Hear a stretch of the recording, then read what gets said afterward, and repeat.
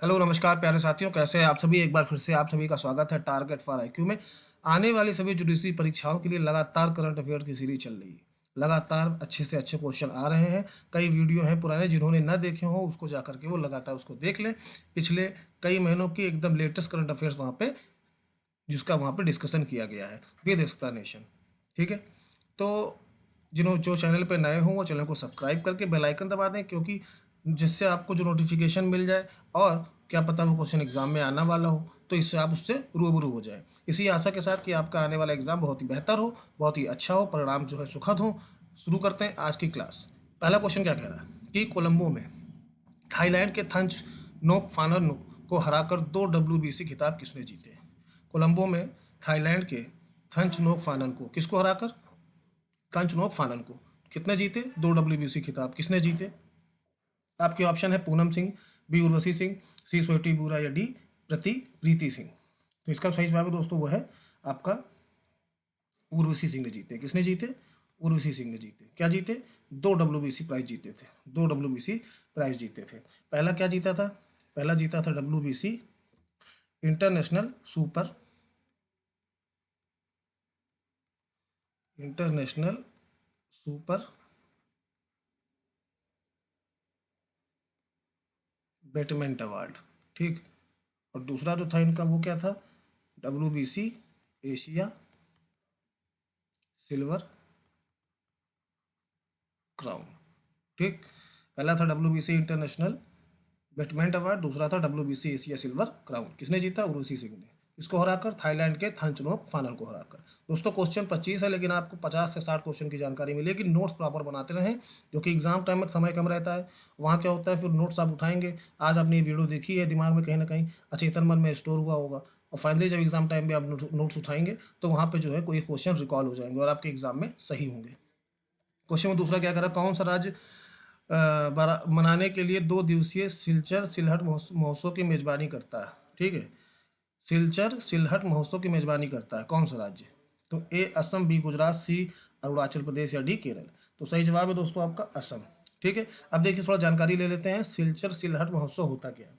होता क्या है कि इस बार क्या है कि 75 साल आज़ादी के हो गए, किसके, भारत के, जिसको अमृतकाल बोल रहे हैं। और उधर 50वीं वर्षगांठ है किसकी, आज़ादी की, बांग्लादेश की। तो इन दोनों ने मिल करके इसको मना रहे हैं। ठीक है, ये इसके उपलक्ष्य में इसको आयोजित किया जा रहा है। हुआ क्या कि 1947 में जब विभाजन हुआ, तब जो ये आप असम का जो आपका ये सिलहट है, ये पहले कहाँ था, ये पहले पूर्वी पाकिस्तान में था। अब कहाँ पर है, तो अब कहाँ पर है, अब ये है बांग्लादेश में। ठीक, अब ये है बांग्लादेश में। तो ये आयोजन कब कहाँ हुआ, 2 दिसंबर 2022 को बराक की घाटी में हुआ। ठीक है, असम। ठीक, नोट करिएगा। क्वेश्चन नंबर तीसरा क्या कह रहा है, NPCI ने UPI market share, national payment corporation of India ने यूपीआई मार्केट शेयर दिशा निर्देशों का पालन करने के लिए तृतीय पक्ष ऐप्स की सीमा, थर्ड पार्टी ऐप की समय सीमा कितने वर्ष तक बढ़ा दी है। ठीक, ए 3 वर्ष, बी 2 वर्ष, सी 5 वर्ष या डी 10 वर्ष। तो इसका सही जवाब है 2 साल के लिए बढ़ाई गई। कितने साल के लिए, 2 साल के लिए।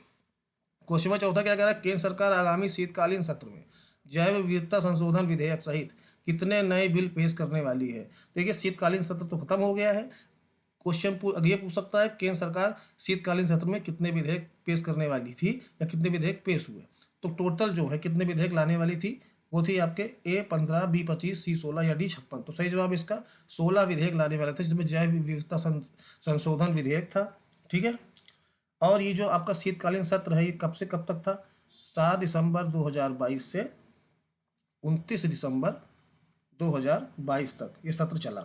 और 16 विधेयक लगभग लाने वाले थे, जिसमें कि एक आपके जैव विविधता संशोधन विधेयक था, और उसके बाद इसमें एक था आपका व्यापार चिन्ह संशोधन विधेयक 2022। उसके बाद आपका था एक छावनी विधेयक, ये भी 2022। उसके बाद आपका था राष्ट्रीय दंत चिकित्सा आयोग, एक आयोग बनने जा रहा है राष्ट्रीय दंत चिकित्सा आयोग, इसका भी विधेयक 2022। ठीक है, और वन संरक्षण संशोधन बिल 2022। ठीक है, 2022 ये इंपॉर्टेंट थे उन 16 बिलों में से। और संसदीय कार्य मंत्री कौन है?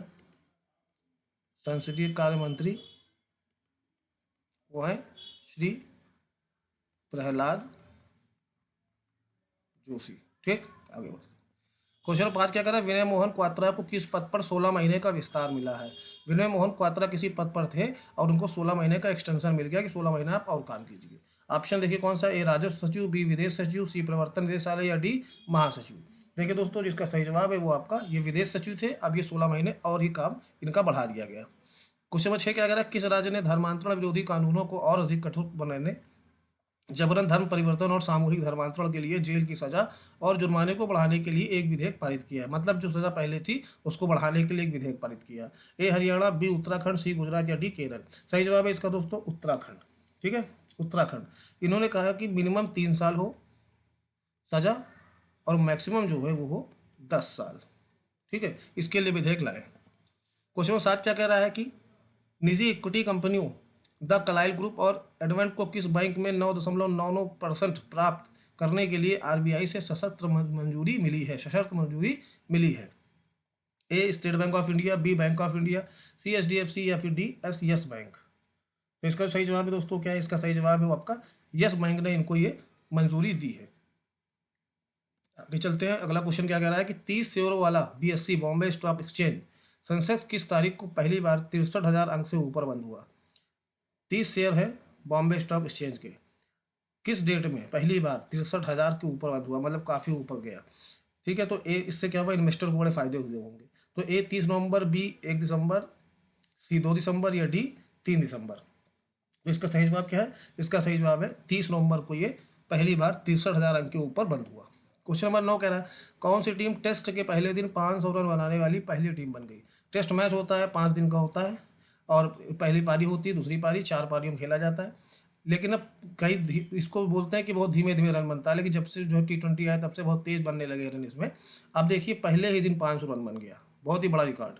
किसने बनाया? ए भारत, बी इंग्लैंड, सी पाकिस्तान, डी ऑस्ट्रेलिया। सही जवाब इसका इंग्लैंड ने बनाया। किसके खिलाफ बनाया? पाकिस्तान के खिलाफ बनाया। और कप्तान कौन थे? कप्तान थे बेन स्टोक्स। इसके पहले जो है हाईएस्ट रिकॉर्ड किसके नाम था एक दिन में सबसे ज़्यादा रन बनाने का? तो इसके पहले जो हाईएस्ट रिकॉर्ड था वो था ऑस्ट्रेलिया के पास। कितना रन बनाया था इन्होंने?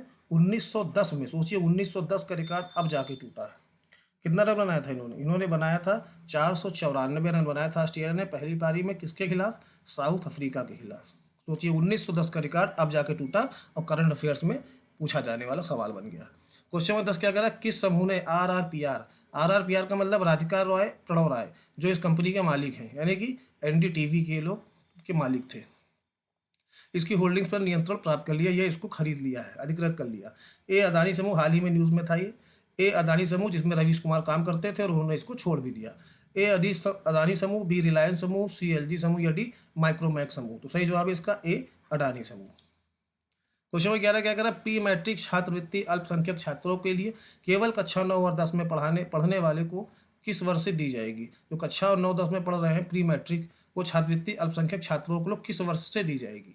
ए 2021-22, बी 2022-23, सी 2023-24 या डी 2025-26। तो इसका जो सही जवाब है वो है आपका 2022 से 2023 का जो सत्र है उस सत्र से ये छात्रवृत्ति दी जाएगी। क्वेश्चन 12 क्या कर रहा है कि सरकार को 2 दिसंबर 2022 से Bharat bond ETF exchange traded fund की कौन सी किस्त लॉन्च करनी है? सरकार को 2 दिसंबर 2022 से भारत बॉन्ड, एक भारत की तरफ से बॉन्ड लॉन्च हुआ है सेविंग के लिए, लोग उसको ले सकते हैं, एक्सचेंज ट्रेडेड फंड की कौन सी किस्त लॉन्च करनी है? ए तीसरी, बी चौथी, सी 5वीं या डी 7वीं। ठीक है, तो 12वें का जो सही जवाब है वो आपका चौथी किस्त लॉन्च करनी। क्वेश्चन नंबर 13 क्या कह रहा है कि मद्रास उच्च न्यायालय ने किस राज्य के मंदिरों में मोबाइल फ़ोन के उपयोग पर रोक लगा दी है? देखिए आप लोग देखा होगा कि मंदिरों में लोग पूजा करने जाते हैं, अब वहाँ फ़ोटो ले रहे हैं, आरती हो रही तो फ़ोटो ले रहे हैं, मतलब भगवान की तरफ ध्यान कम है, फोटोग्राफी की तरफ ध्यान ज़्यादा है। तो इसको देखते हुए वहाँ के उच्च न्यायालय ने वहाँ के जो मंदिरों में फ़ोन के प्रयोग पर ही पाबंदी लगा दी कि भैया भगवान की तरफ पूरा ध्यान रखो, पूजा करने आए हो तो ध्यान लगाओ भगवान में ताकि कुछ मिल सके, मोबाइल फ़ोन छोड़ो। तो ए कौन सा है? गुजरात, बी बिहार, सी हरियाणा, डी तमिलनाडु। अब देखिए मद्रास उच्च न्यायालय है तो वो कहाँ के मंदिरों पर रोक लगाएगा? जाहिर सी बात है जहाँ होगा। तो मद्रास उच्च न्यायालय है कहाँ? ये आपका पड़ता है चेन्नई में। ठीक, तो सही जवाब आपका होगा तमिलनाडु। तमिलनाडु आपका जो है वो है आपका सही जवाब। ठीक है, कुछ जानकारी ले लेते हैं। चेन्नई में है। ठीक है, अब इसका निर्माण कब हुआ था, बना कब था? तो बॉम्बे हाई कोर्ट, मद्रास, ठीक, और कलकत्ता, ये तीनों हाई कोर्ट बने थे 1861 में। और कलकत्ता हाई कोर्ट जो है सबसे पुराना, यानी 1861 में बने होंगे, डेट में सबसे पहले कलकत्ता हाई कोर्ट बना होगा, तो इसलिए सबसे पुराना हाई कोर्ट है भारत का। सबसे छोटा कौन सा है? सिक्किम की जो राजधानी है गंगटोक, वहाँ पे गंगटोक उच्च न्यायालय है, ये सबसे छोटा है उच्च न्यायालय है, सबसे छोटा उच्च न्यायालय है भारत का। ठीक है, सबसे बड़ा सबसे छोटा उच्च न्यायालय है ये भारत का। सबसे पुराना है कलकत्ता। अभी कितने हैं? लगभग 25 हाई कोर्ट हैं टोटल। ठीक है, और सबसे लेटेस्ट में कौन सा हाई कोर्ट बना है? तो सबसे ताज़ा तरीन हाई कोर्ट बना है वो है आंध्र प्रदेश का, आंध्र प्रदेश उच्च न्यायालय। ठीक है, नोट करते रहिएगा, बहुत इंपॉर्टेंट जानकारी है। क्वेश्चन नंबर 14 क्या कह रहा है? WMO के अनुसार किस समय के बीच गंगा में पानी की मात्रा में महत्वपूर्ण गिरावट आई है? पानी की मात्रा में महत्वपूर्ण गिरावट आई है। ए 2000-2022, बी 2002-2021, सी 2001-2022, या डी 2003 से 2022 के बीच में। तो इसका सही जवाब क्या है? इसका सही जवाब है आपका बी। और WMO क्या है? ये है विश्व मौसम विज्ञान संगठन। ठीक है, विश्व मौसम विज्ञान संगठन। इसका हेडक्वार्टर कहाँ है? इसका हेडक्वार्टर देख लीजिए आप लोग, इसका हेडक्वार्टर है जेनेवा, स्विट्जरलैंड। जेनेवा स्विट्जरलैंड में है। इसके अध्यक्ष कौन है? इसके अध्यक्ष हैं गेरहार्ड एड्रियन। नोट करते रहिएगा, मैं बोल रहा हूँ, लिख भी रहा हूँ। गेरहार्ड एड्रियन इसके जो है अध्यक्ष हैं। ठीक है, इसकी स्थापना कब हुई थी? इसकी स्थापना हुई थी 23 मार्च 1950 में इसकी स्थापना हुई थी। महासचिव इसके कौन है?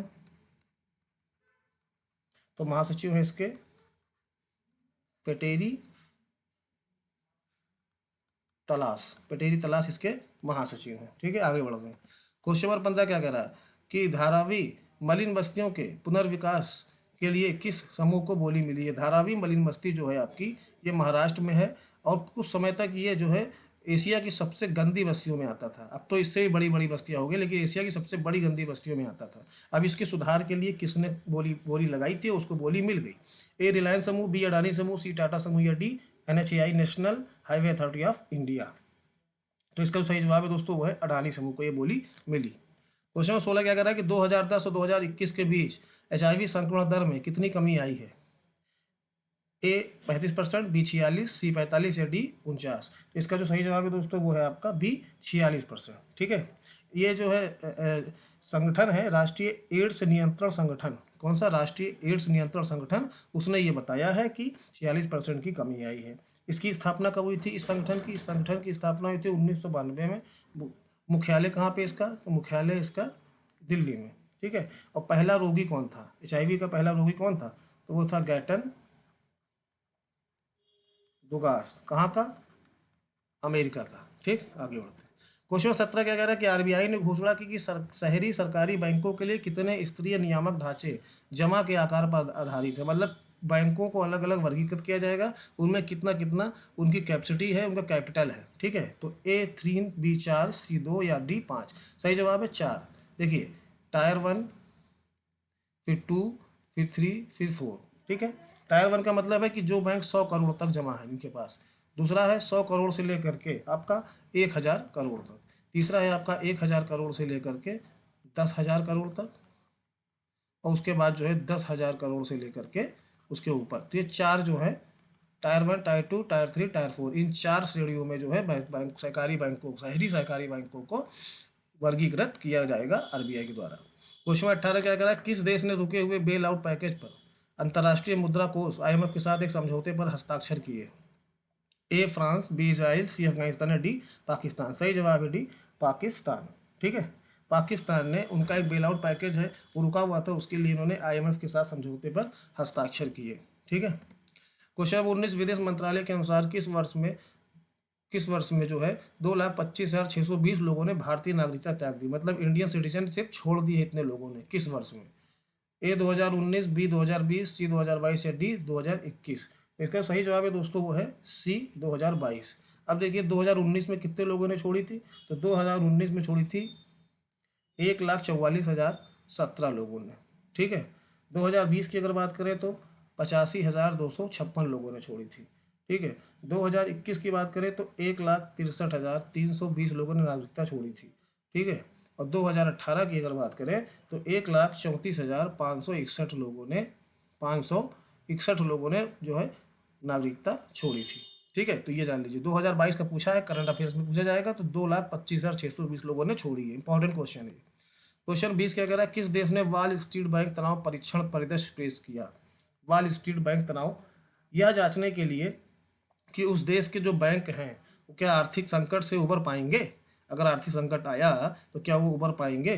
कितने बैंक की बात हो रही है, 23 बैंक। उस देश में 23 बैंक हैं। कौन सा है वो, अमेरिका, संयुक्त अरब अमीरात, सी पेरू या डी क्यूबा, ठीक है। तो इसका सही जवाब है दोस्तों वो है अमेरिका। अभी आपने देखा होगा कि वहाँ सिलिकॉन वैली बैंक है वो भी डूब डूब गया, फिर है ना। और वहाँ का जो आरबीआई है उसको बोलते हैं federal reserve bank of America. जैसे अपने आरबीआई है मुख्य मुख्य सबका सब बैंकों का हेड है, वैसे वहाँ पे federal reserve bank of India सब बैंकों का हेड है। तो उसी ने ये जांचने के लिए परीक्षण किया कि कहीं जो 23 बैंक हैं अगर आर्थिक संकट आ गया तो क्या ये बचेंगे कि डूब जाएंगे। क्वेश्चन नंबर 21 क्या कह रहा है कि विश्व दलहन दिवस किस तारीख को मनाया जाता है। ए 6 फरवरी, बी 10 फरवरी, सी 12 फरवरी या डी 9 फरवरी। तो विश्व दलहन दिवस कब मनाया जाता है, 10 फरवरी को मनाया जाता है। क्वेश्चन नंबर 22, किस राज्य ने 1 लाख प्रत्यक्ष रोजगार सृजित करने के लिए एक नई आईटी या फिर आईटीईएस नीति का अनावरण किया है। ए गुजरात, बी राजस्थान, सी असम या डी बिहार। तो इसका सही जवाब है गुजरात ने किया है। किसने किया, वहाँ के सीएम जो हैं कौन है, मिस्टर भूपेंद्र पटेल के द्वारा हुआ। और वहाँ के राज्यपाल की अगर बात करें तो वहाँ के राज्यपाल कौन है, वहाँ के राज्यपाल है आचार्य देवव्रत, ठीक। गुजरात की स्थापना कब हुई थी, गुजरात की स्थापना हुई थी 1 मई 1960। मतलब करंट अफेयर के साथ साथ आपको स्टैटिक जीके के भी पूरी इसमें पॉइंट्स मिल रहे हैं। नोट्स बनाते रहिए, मैं बार बार कह रहा हूँ, पूरा वीडियो देख करके प्लीज़ उसको शेयर जरूर कर दीजिएगा, लाइक और कमेंट भी जरूर करिएगा, ताकि जो है कंटेंट हम लोग और प्रयास करके और अच्छा आपके लिए लाते रहें। इससे क्या होता है कि हम लोगों को भी मोटिवेशन मिलता है, एजुकेटर को भी। क्वेश्चन नंबर 23, जासूसी चिंताओं को लेकर कौन सा देश अपने कार्यालयों से चीनी निर्मित कैमरों को हटा रहा है।